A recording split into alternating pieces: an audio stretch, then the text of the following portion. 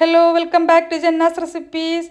ഇന്നത്തെ വീഡിയോയിൽ weight loss നോക്കുന്നവർക്കും അല്ലെങ്കിൽ ഒരു ഹെൽത്തി ഡയറ്റൊക്കെ ഫോളോ ചെയ്യുന്നവർക്ക് ബ്രേക്ക്ഫാസ്റ്റ് ആയിട്ടോ അല്ലെങ്കിൽ ഡിന്നർ ആയിട്ടൊക്കെ എളുപ്പത്തിൽ ഉണ്ടാക്കാൻ പറ്റിയിട്ടുള്ള ഒരു സ്മൂത്തിയുടെ റെസിപ്പി ആയിട്ടാണ് വന്നിട്ടുള്ളത്. ഈസിയാണ് ഉണ്ടാക്കാൻ, അതുപോലെ തന്നെ നല്ല ടേസ്റ്റാണ്, അതുപോലെ ഹെൽത്തിയാണ്. അപ്പോൾ നമുക്കിത് എങ്ങനെയാണ് ഉണ്ടാക്കുന്നതെന്ന് നോക്കാം. വീഡിയോ കണ്ടുകൊണ്ടിരിക്കുന്ന സമയത്ത് നിങ്ങൾക്ക് ഈ റെസിപ്പി ഇഷ്ടമാവുകയാണെന്നുണ്ടെങ്കിൽ ഒന്ന് ലൈക്ക് ചെയ്ത് സപ്പോർട്ട് ചെയ്യാൻ വേണ്ടിയിട്ട് മറക്കരുത്. അതുപോലെ തന്നെ ചാനലൊന്ന് സബ്സ്ക്രൈബ് ചെയ്യാനും ഫോളോ ചെയ്യാനും കൂടി മറക്കരുത്. അപ്പോൾ നമുക്ക് ഈ സ്മൂത്തി ഉണ്ടാക്കാനായിട്ട് ആദ്യം വേണ്ടത് അനാറാണ്. അപ്പോൾ മീഡിയം സൈസിലുള്ള അനാറാണ് എടുത്തിട്ടുള്ളത്. അത് ഇതുപോലെ അടർത്തി എടുത്തിട്ട് ഒരു മിക്സി ജാറിലേക്ക് ഇടാം. ഇനി ഞാനിവിടെ 4 ഈത്തപ്പഴമാണ് എടുത്തിട്ടുള്ളത്. ചെറുതാണെങ്കിൽ നമുക്കൊരു 5 വരെയൊക്കെ എടുക്കാം. പിന്നെ ഒരു 4 ബദാം ചേർത്തിട്ടുണ്ട്. പിന്നെ അതുപോലെ തന്നെ 4 കാഷ്യൂ കൂടി ചേർത്തിട്ടുണ്ട്. പിന്നെ ഒരു 8-10 കപ്പലണ്ടി കൂടി ഇതിലേക്ക് ചേർക്കുന്നുണ്ട്. തൊലി കളഞ്ഞിട്ടാണ് ചേർത്തിട്ടുള്ളത്. പിന്നെ 1 കപ്പ് പാല്, തണുപ്പിച്ചെടുത്തിട്ടുള്ള പാലാണ് ചേർത്തിട്ടുള്ളത്.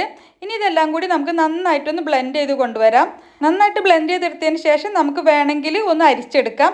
ചിലർക്ക് അനാറിൻ്റെ കുരു ചെറിയ തരിയായിട്ട് കിടക്കുന്നത് ഒരു ബുദ്ധിമുട്ടുണ്ടാവും.